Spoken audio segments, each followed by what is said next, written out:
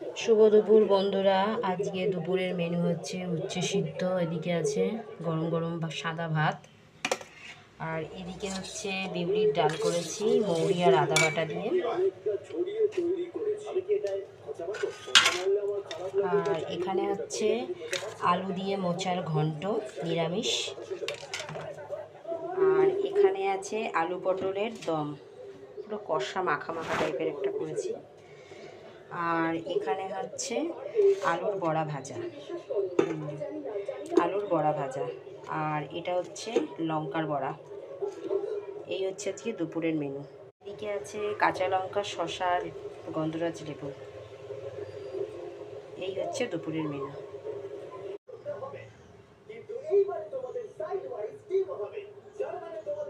তো বন্ধুরা, লাঞ্চ থালিটা কেমন হয়েছে একটু কমেন্ট করে জানাবেন।